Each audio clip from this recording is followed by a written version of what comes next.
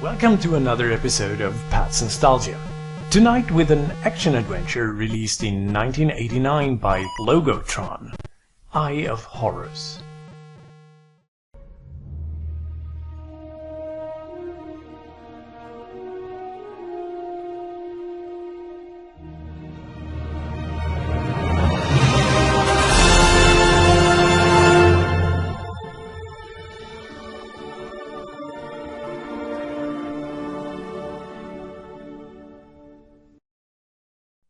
Ancient Egypt is one of my favorite historical eras, and I love it when games use this setting.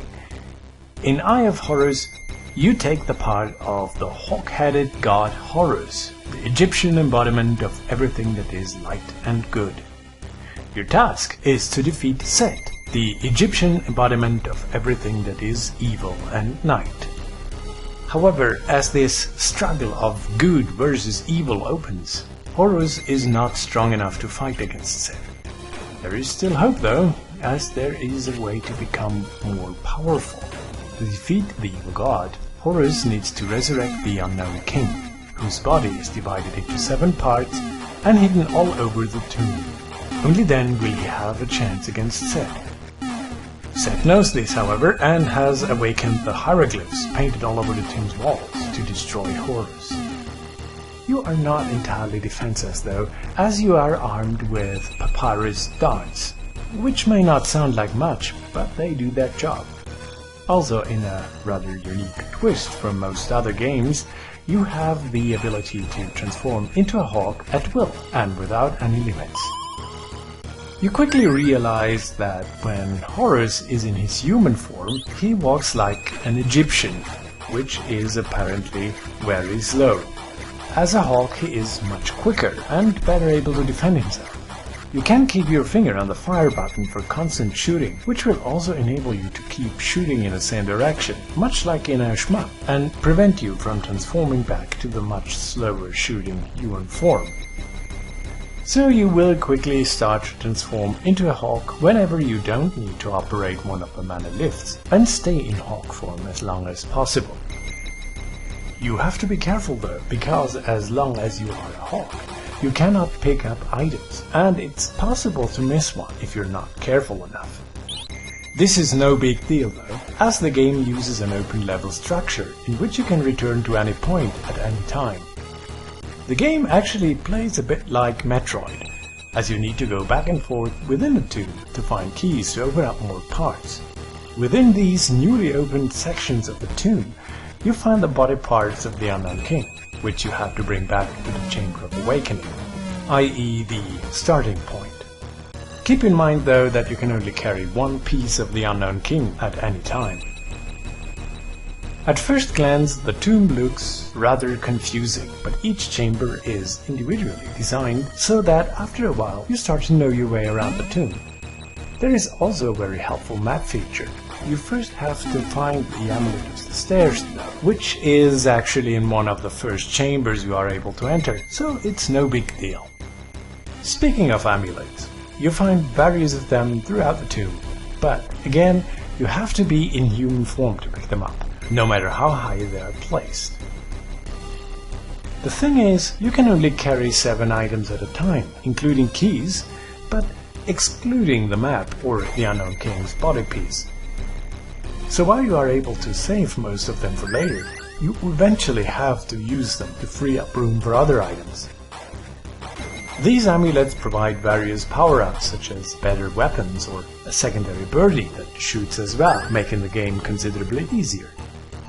These are limited though, and in time your shots revert back to the original papyrus darts.